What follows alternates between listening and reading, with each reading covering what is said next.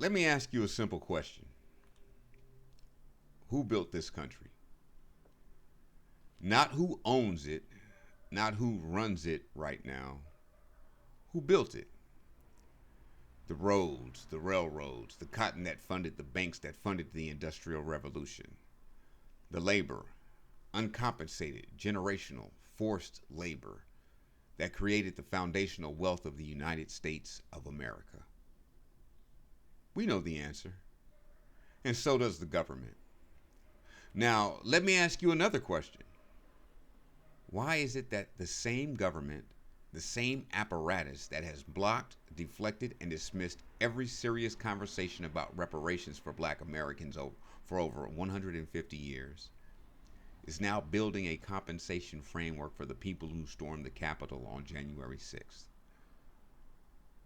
Watch the pattern. Let's be clear about what happened on January 6, 2021. A mob attacked the United States Capitol. They assaulted law enforcement officers. They disrupted the certification of a democratic election. People died. People were injured. The footage exists. The conviction exists. The record exists, though they're trying to erase that. And now, pardons, record expungements, and conversations, serious policy-level conversations about financial relief for people who participated in that attack. Meanwhile, Tulsa, 1921, Greenwood District, Black Wall Street, burned to the ground by a white mob while law enforcement participated. Over 1,200 homes destroyed, 300 people killed, generational wealth wiped out in 18 hours. The survivors asked for compensation.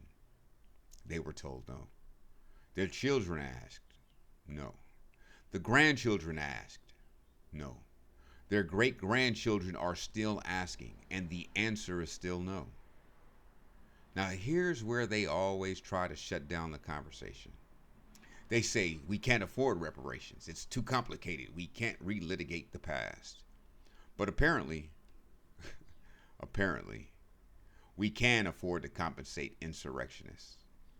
The money exists. The legal framework can be built. The political will can be found when they want to find it. The argument, the we can't afford it argument, just died. They killed it themselves. Here's the legal weight I want you to sit with for a moment. Reparations for January 6 participants would mean the government compensating people for consequences they received as a result of attacking the government.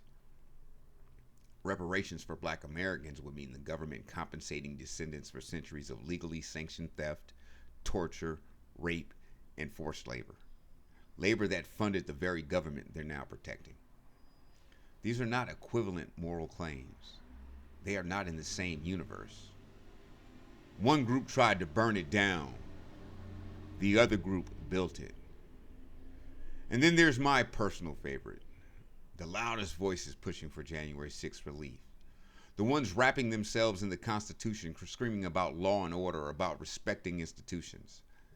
Those are the same voices that have spent decades telling black Americans to move on, to stop playing the victim, to pull themselves up. Rule of law for thee. Relief funds for me. That's the pattern. I want to close with this because this isn't about whether you like or dislike January 6 participants. That's not the point. The point is that this government has just demonstrated clearly, publicly, without ambiguity, that it can build a reparations apparatus when it chooses to. The machinery exists.